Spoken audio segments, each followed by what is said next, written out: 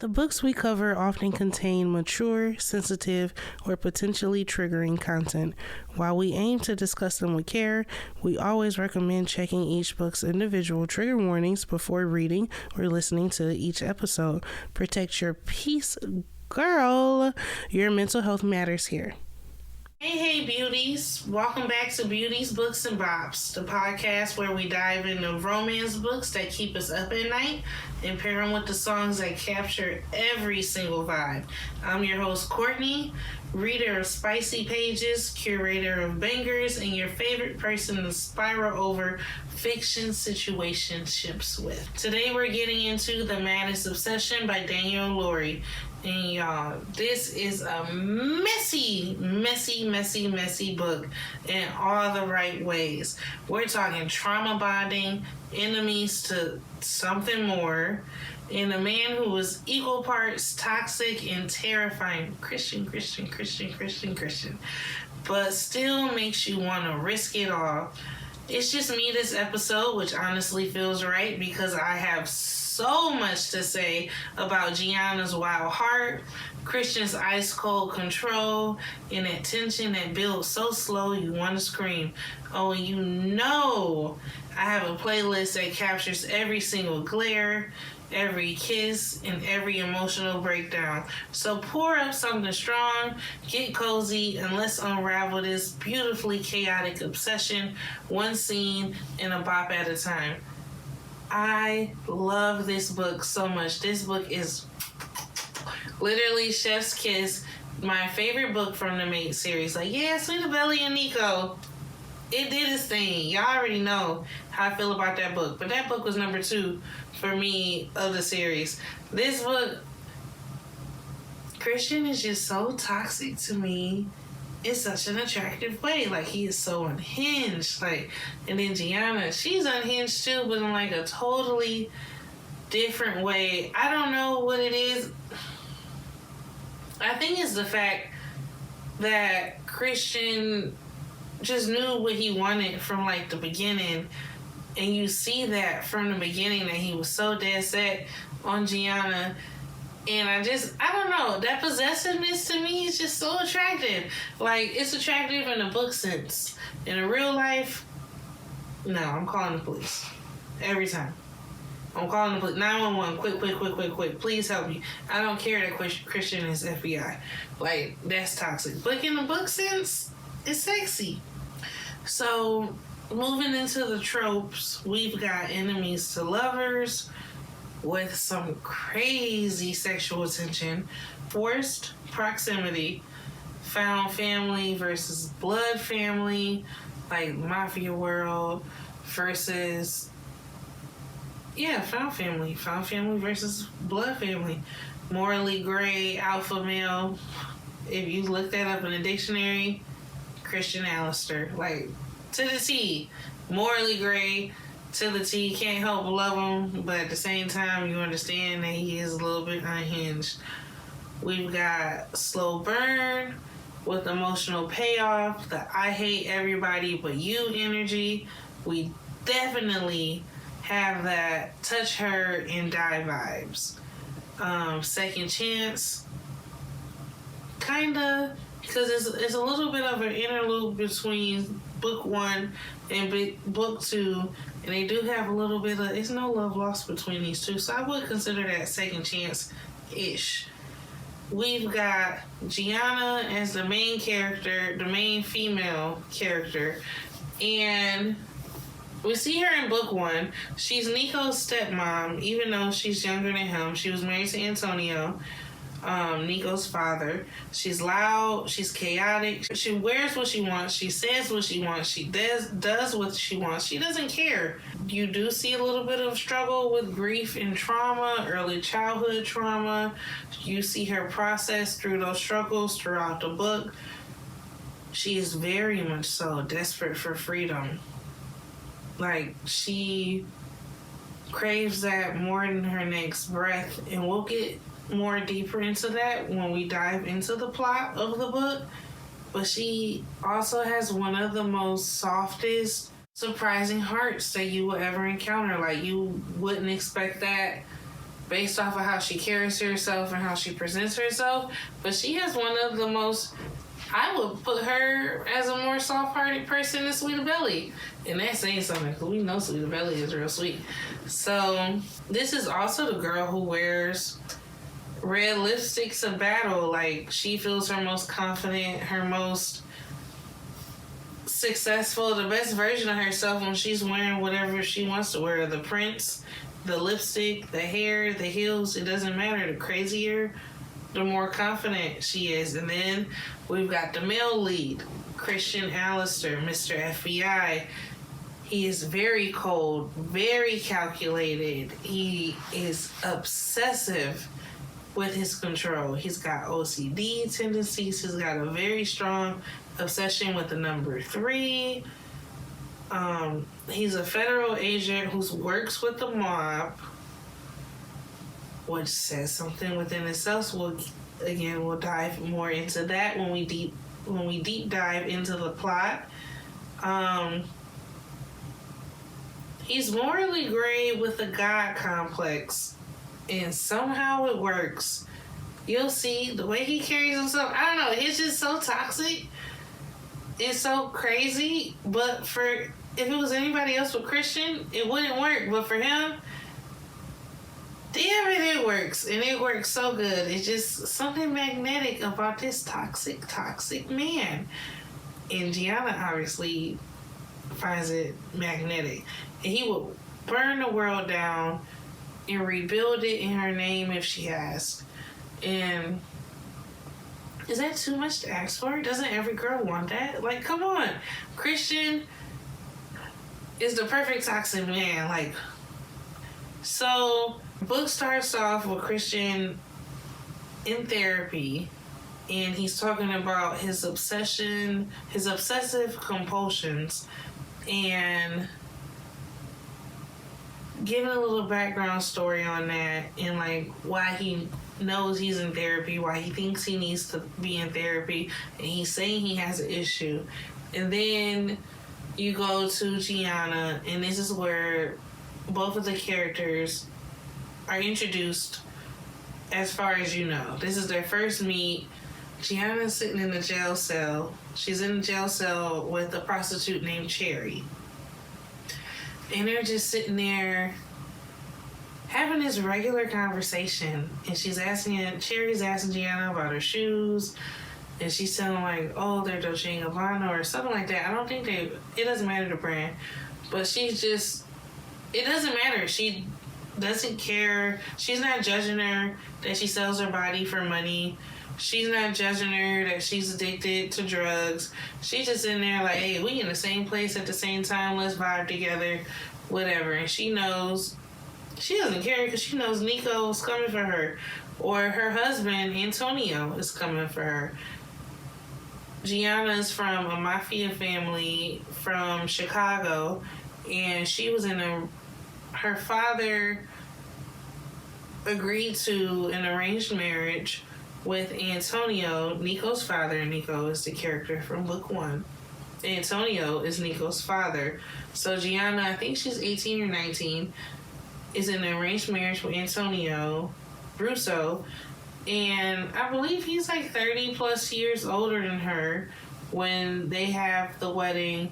And at this point in the book, she's already married to him. She's in jail. She knows somebody's coming to get her because she's a Russo. Blood or not, she's wedded in. So somebody coming to get her. She's expecting Luca, Nico, whoever. But in walks fine ass Christian.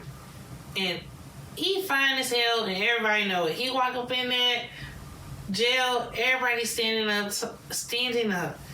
And she don't know what's going on, who it is, but she's like, there's no way she knows he's a police officer or some type of sort of law enforcement.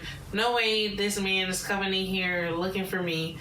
But he was doing a favor for Nico, sprung her out of jail, and the immediate attraction, like, he is so ice cold with his blonde hair, blue eyes, and just so aloof, and she is just. He literally walks in and she's having a conversation with a prostitute. Then he's saying like, "Hey, I'm here for you. I'm here to get you out of jail." She's like, "I'm not going with you, cop. I don't want to do anything to be with you." Hold on. Here's a quote from the first time that they met. So he walk in looking all fine, and even a prostitute has something to say. She introducing herself, letting it be known like, "Hey, you might even be able to get it for free." And Gianna's the only one who's unimpressed because she don't mess with law enforcement. His eyes coasted down my body, leaving a trail of ice and fire in their wake before they narrowed with disapproval. And just like that, from the way he'd looked into my eyes, like I was a human being, not a body, drifted away.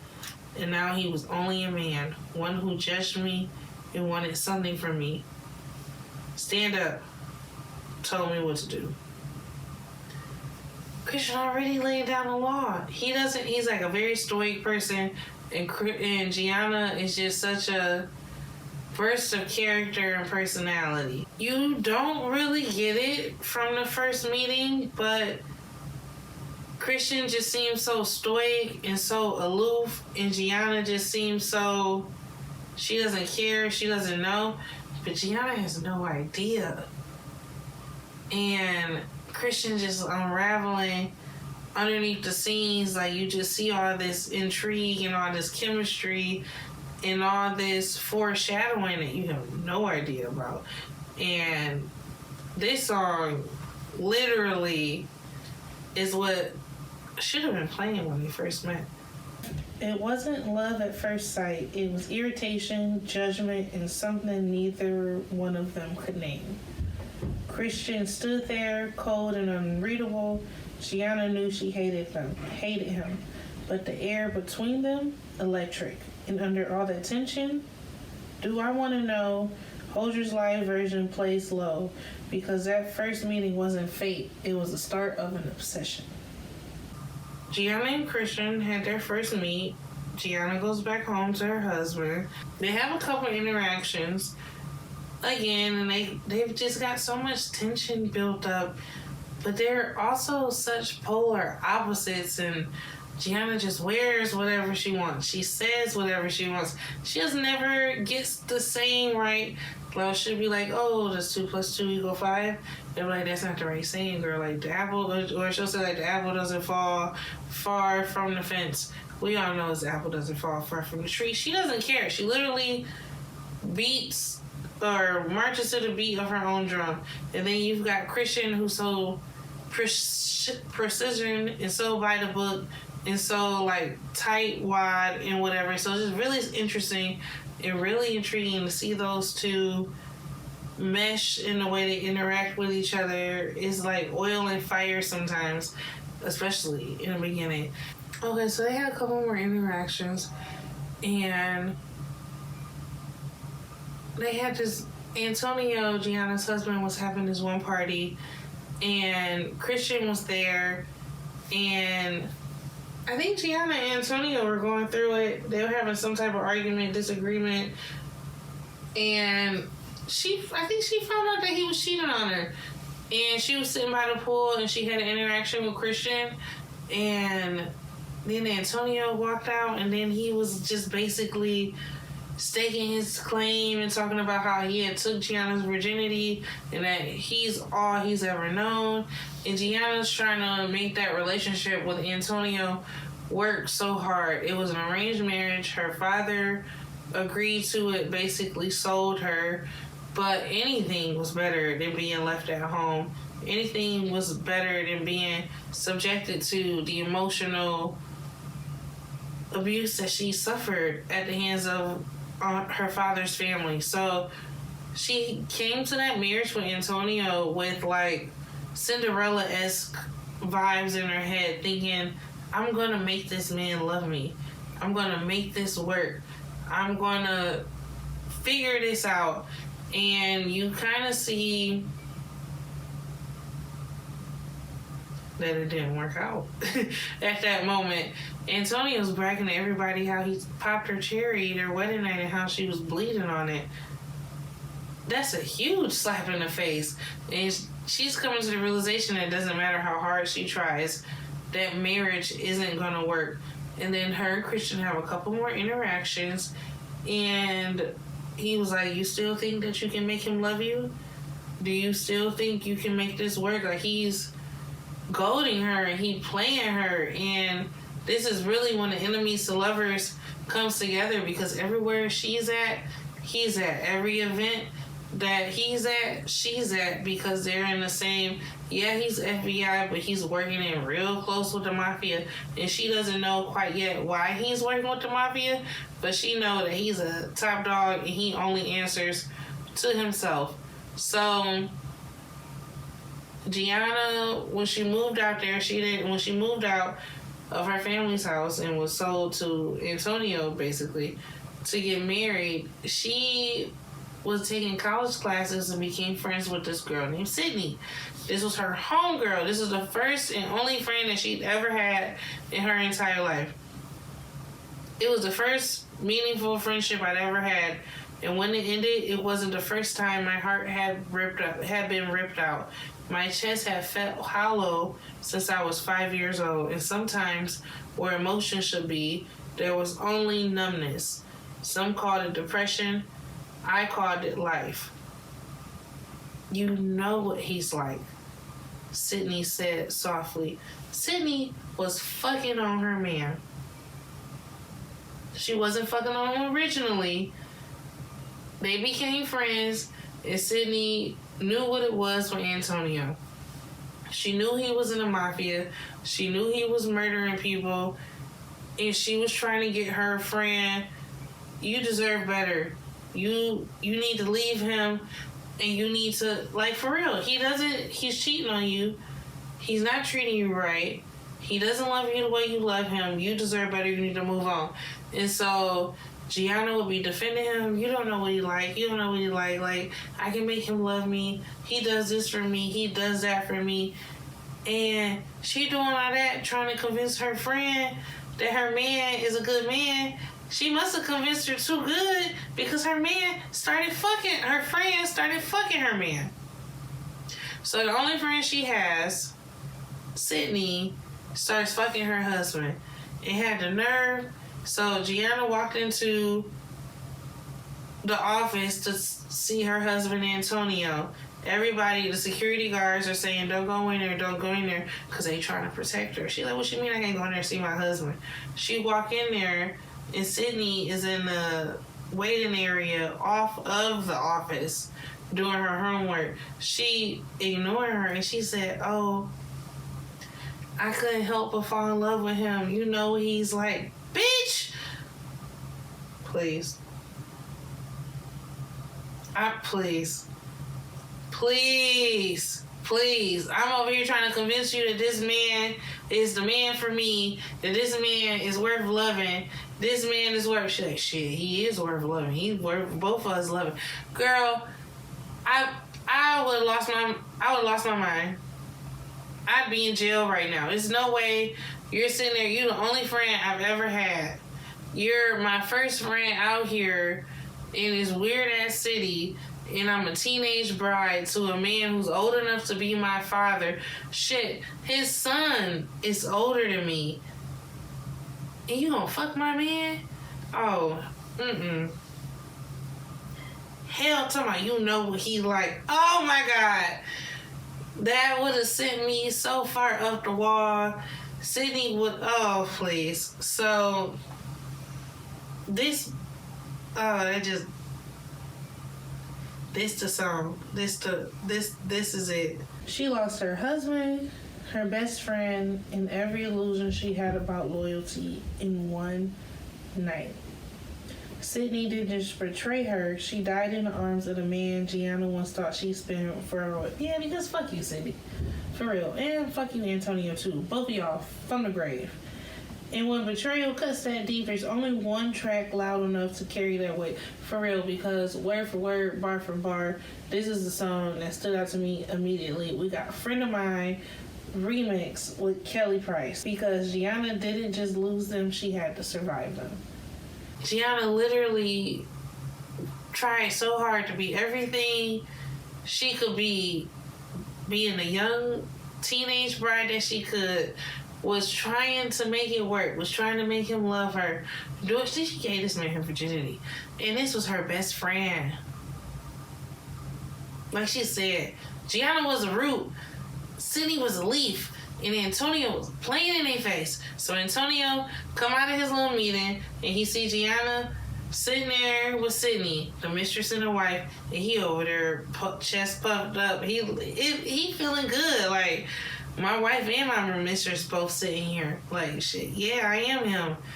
And before Gianna can even get into it, process anything, this and that, some of the foot soldiers start running in, like, so-and-so trying to breach the gates, it's going down, this and that. And Antonio grabbed up both of them and told them to stay where they at. And you hear all this gunfire stuff going on. Bow, bow, bow, bow, bow. Shake that booty meat. But, so shit getting real. I couldn't stop as soon as I said the bow, bow. That's a Sexy Red song. Had to. Hey. That's that booty. Okay. Shit getting real. They shooting, they hear all the gunfire, this and that. Sydney and Gianna linked up. Ain't that the damn devil? You about to die. And you hold up in this room with your ex-best friend who was fucking on your man. God damn. Devil was real right there. Because it'd be, please. I'd rather take my chances with the fire. So, the gunfire. So, Nico comes in there. He done been shot. He bleeding. And he like, it's bad. Like, we might not make it. Like, he going through it. And Gianna trying to tend to him. And like, we all about to die. Or like, well, at least we about to be cool over here. But like, it is what it is. Gianna not new to this. She's true to this. And Sydney, Miss Mistress, well, if we about to die, I want to die with my man. What man? Whose man? Gianna's man? Her husband? Whose man? What man? How man? So, they like, no, Sydney, don't go, Sydney. Don't nobody stop her. She leave out. She gets shot up right with Antonio. They both die. And so then now, oh, and it's Gianna's birthday. Of course it is. Because that's what your best friend do. She gonna die on it. Die on your man dick.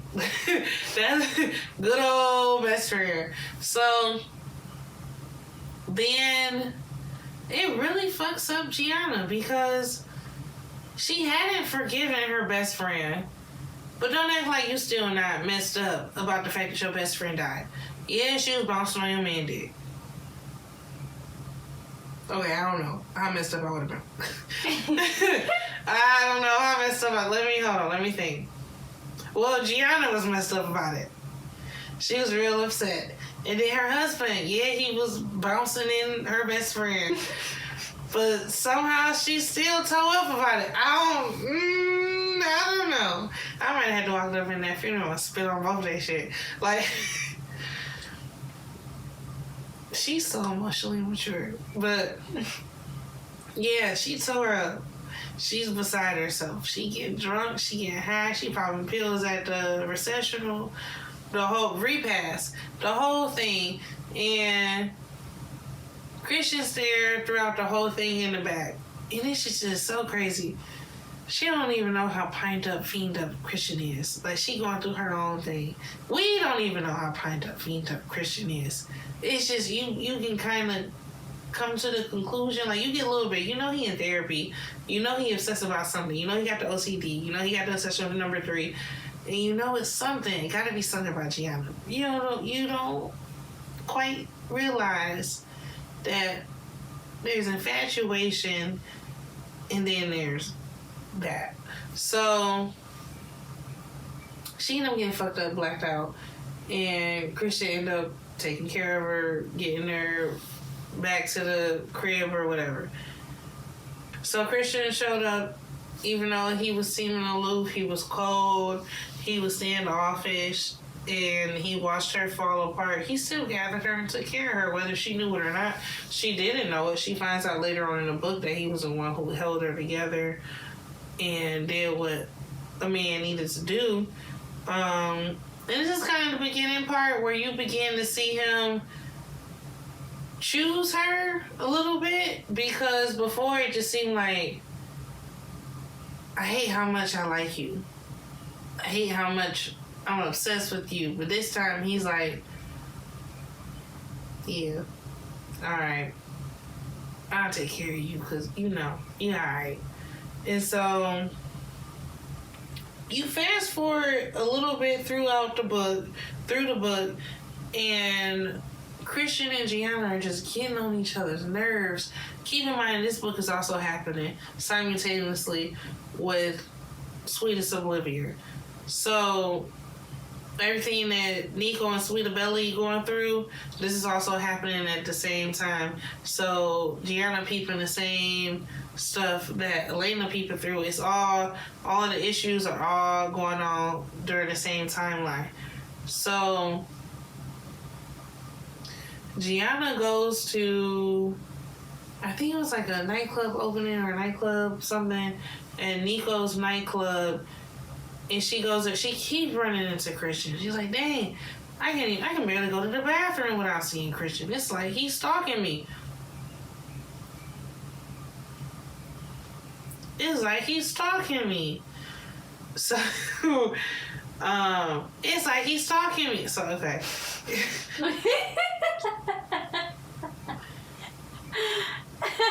She go there, he there with a girl posted up, caked up with her, posted with this Miss New Booty, and she's like, oh, well, this is what we on, then shoot, let me see who around the room who want to take me for a whirl.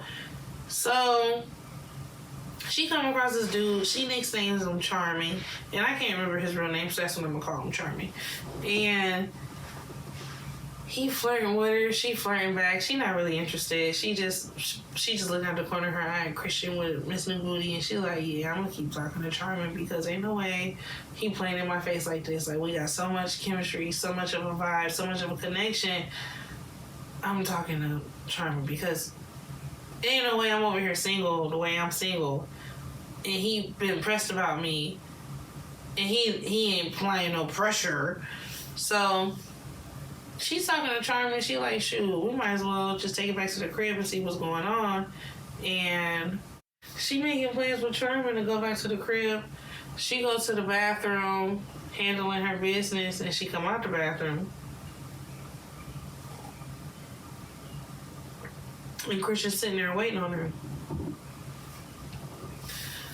And I think I have a quote that I saved from this part. So she come out the bathroom. You don't know a single thing about him, Gianna. You don't need to know anything about someone to sleep with him. A small growl sounded low in his throat, and I stared at him frozen. Someone was taking this game a little too seriously. Gianna don't even know. She don't even know. Okay. His palm slid from the wall, and his voice was calm and final. You're not going home with him. I stared at his hand, running the length of his tie, and knew my libido was completely out of control at the moment because I imagined his hand on me, in my hair, on my throat, covering my mouth, heat pulsed between my legs. I'll leave with him if I want. I finally managed. Try it. You don't get to tell me what to do. I just did. I ducked underneath his arm and headed towards the ladies' room. You heard me, Gianna. I'd heard him all right, didn't mean I listened. So basically, Christian said fuck around and find out. And Gianna fucked around and found out.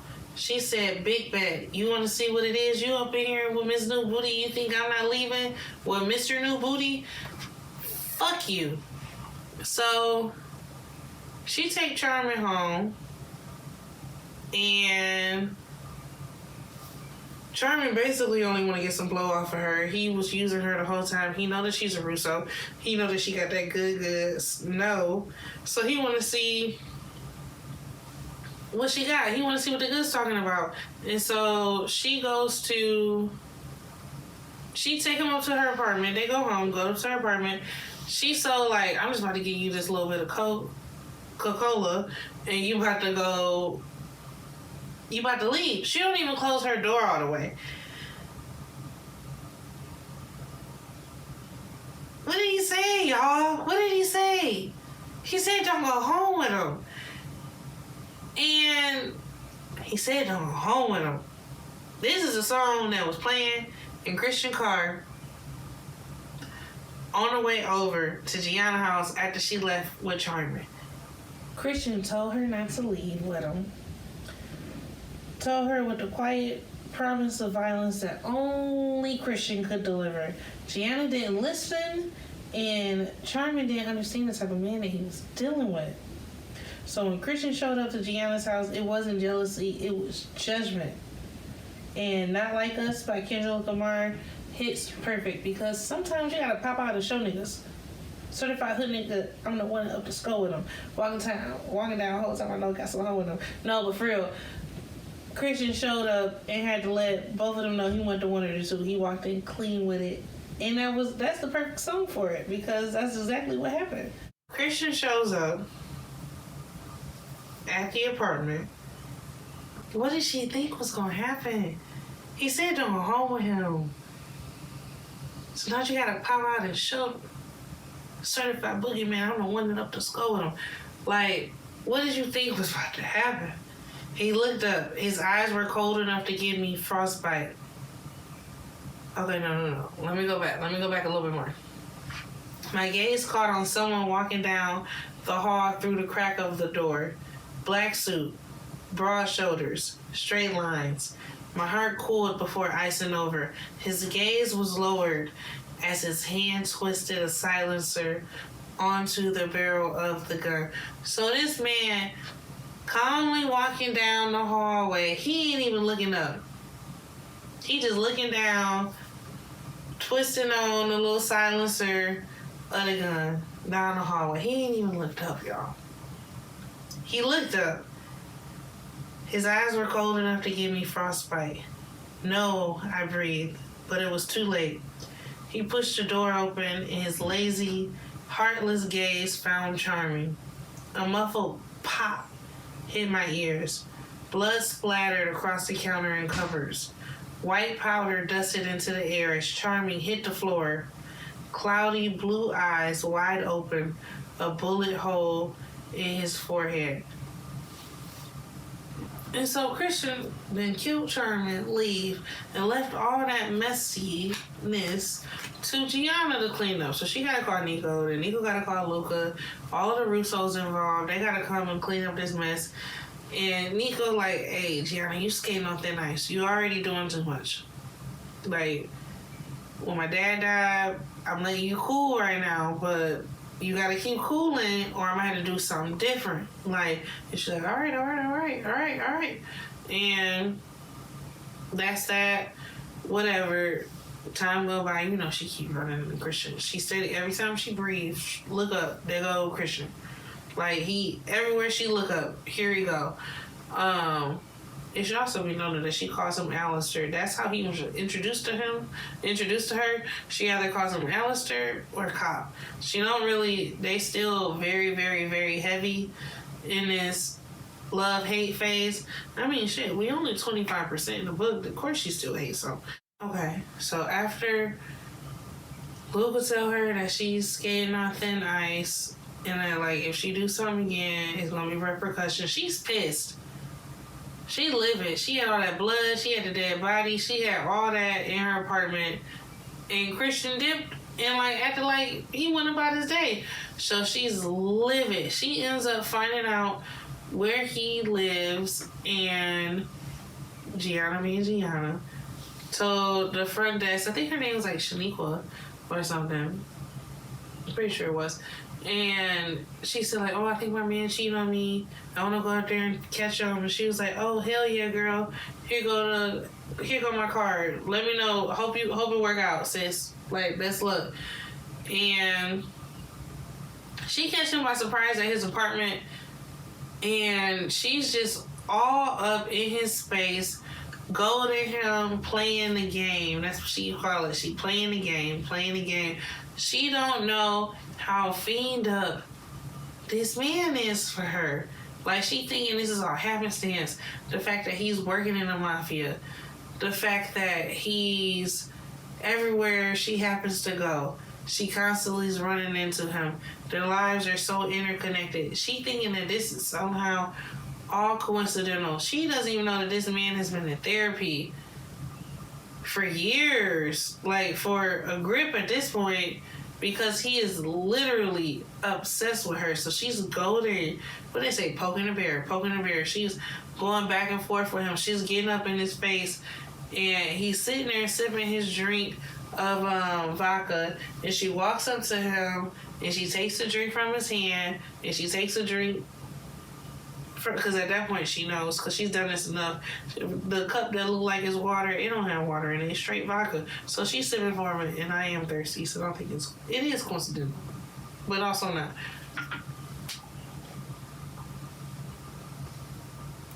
She takes a sip of his vodka, opens his mouth, and spits it into his mouth.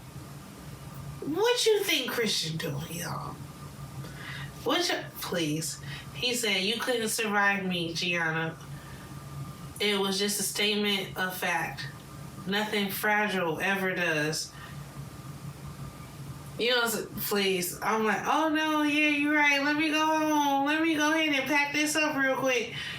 So I think he says that right before she does it. She's like, oh, okay, bet. Grabbed the drink, took it, spit it in his mouth. She had this man so shook up, he dropped the glass on the floor. He like, oh, you playing dangerous games. Like, girl, I'm trying to warn you. You don't understand how much I'm holding myself back from being up on you. So I think he said something to the effect, she's still goading him like, I know you probably feel awful about it, but you missed my birthday. A small smile pulled on the corner of his lips. You want your present of the physical sort? Yes. I wanted my clothes off. I wanted to drop to my knees and make this man feel good. I wanted his hands on me, his head between my legs, and if I survived all of that, I wanted him inside me. And I knew it would be the best sex I'd ever had. And so she looking at him, saying all that with her eyes. She just know he knows what she's saying. Like, get up in here. And so he look at her and he say, I'm not gonna be one of your admirers. I'm not gonna hold my dick and pine over you. Just waiting for the day you might choose me. If I fuck you, Gianna, nobody else ever will. And if you don't get your ass out of my apartment while you still can, his voice drifted to a dark rasp, there's no going back from this. So hey, I love a man who sets boundaries. He's letting her know, like, hey, this ain't what this game ain't what you think it is. 2 + 2 is not equaling 4 right now. So stop playing with me, because you about to fuck around and find out again. Like, how much more you want to know that I'm crazy? I done already shot the man for going to your house to get that coke. Like, what more do you want from me? And so she just not realizing, like, oh, this man is, he a little bit crazy. And Gianna's at a point where her feeling of self-worth and self-esteem is so low that she's afraid. She gets scared from him saying that, because, like, what you mean you don't want to wife me up? You don't want me to be with nobody else? Why would you want that from me when you can easily, like, why would you want that from me and be and want to demand that when you can get it without having to? So that intimidates her and puts fear into her because she kind of feels like she's not worth anything because, you know, sold into the marriage when she was 18. And then the way Antonio was treating her, we haven't even begun to delve into the way her father treated her as a young child.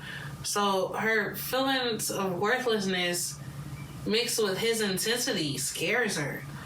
And so she backs up from him. Keep in mind, he dropped that glass earlier when she was spitting in his mouth.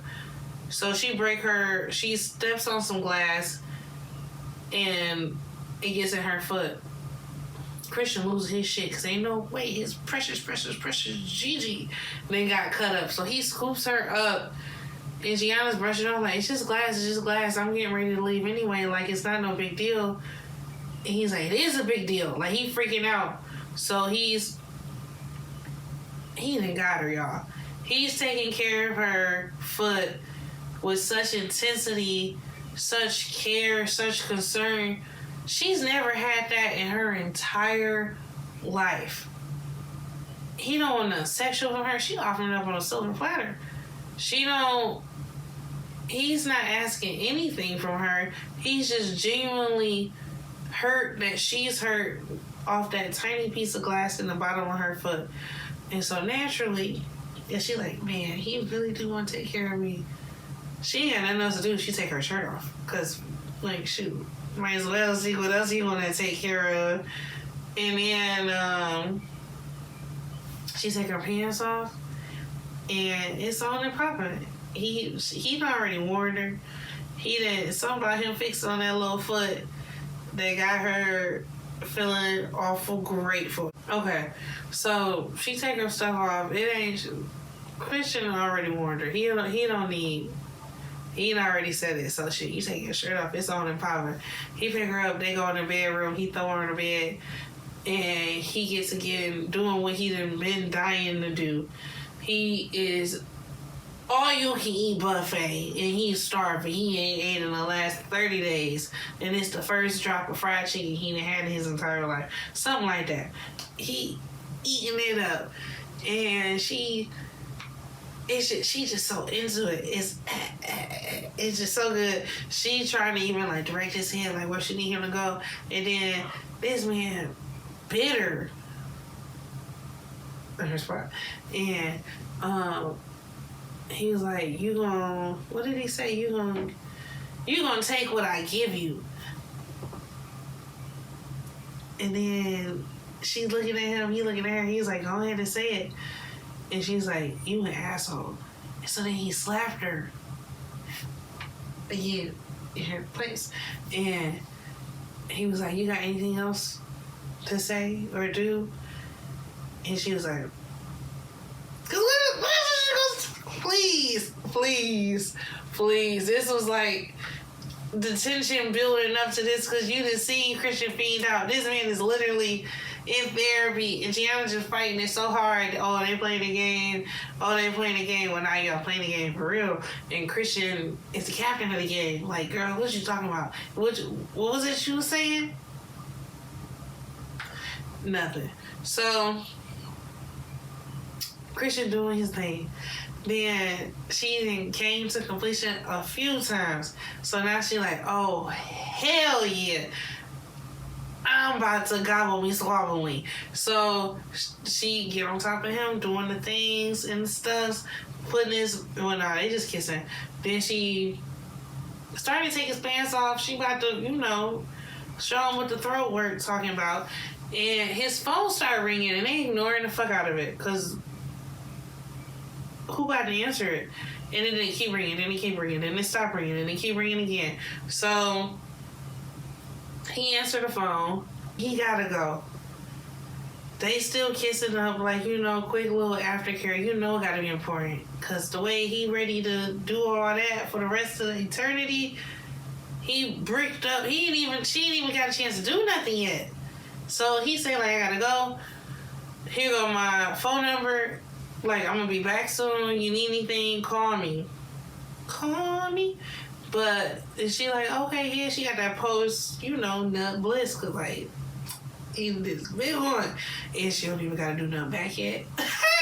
Please, I'd be so ready for bed. You gotta go? Oh hell yeah! Go ahead and handle it. I'll get up with you later. I don't even gotta. Please, maybe that's just me because I'm lazy. So she was like, okay, I'll catch up with you later, Allister. And he was like, the way I was just down there for like 2 hours, I think we at the point in our relationship that we can call each other by our first names.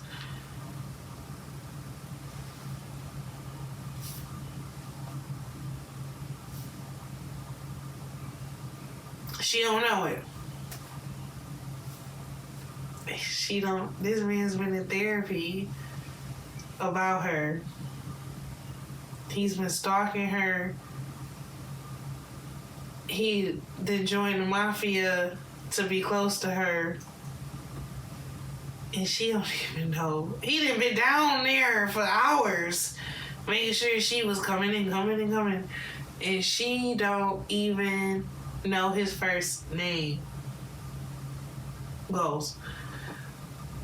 Gianna's literally goals. She got this man feeding up, crawling up the wall, feeding for her. And she don't even know his name. Like, that's the queen of, like, oblivious. They on two completely ends of the spectrum at this point of the book right now, y'all. Like, they on... Oh, you would think after as much as we've shared, we can call each other by each other's names. She like, yeah. What's your name? Because she been calling him Cop. And she been calling him Allister because he introduced himself as Agent Allister. Gianna has been so unbothered this whole book. She never cared enough to ask him what was his first name.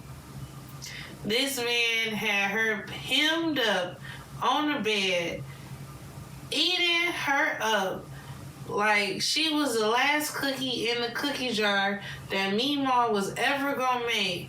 And she did not know his name and did not care to know his name the entire time. This man has been in therapy and she did not care to know his name the entire time.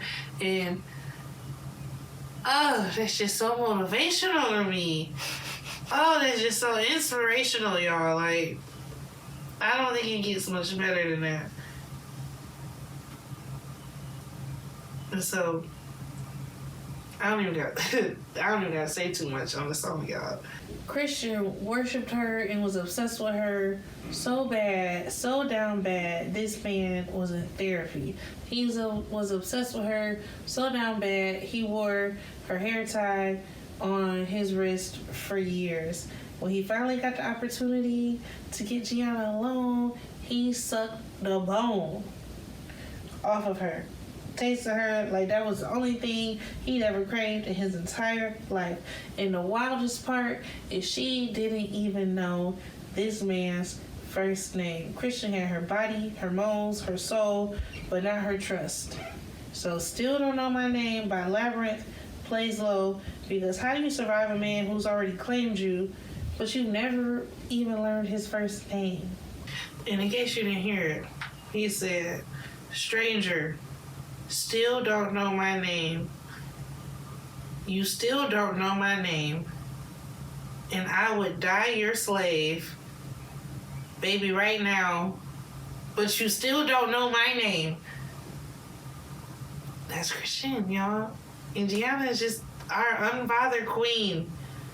Like, all hail her, because she got a man moving mountains on her ass and she don't even know his first name. And so he wrote his name. He's like, oh, okay, well, my name's Christian. Nice to meet you. And he wrote his name down on the paper, his phone number, and said, call me if you need everything, anything at all. Anything at all, call me. And do you know that was the last time she saw him for 3 years? All right, so that wraps up part 1 of the Maddest Obsession by Danielle Lori. Tune in Wednesday, July 9th as we dive deeper into this forbidden romance. Enemies to lovers, to friends, to lovers, to whatever again. And as we explore this big bombshell with Gianna and Christian not speaking for 2, 3, 4, however many years, and he comes back.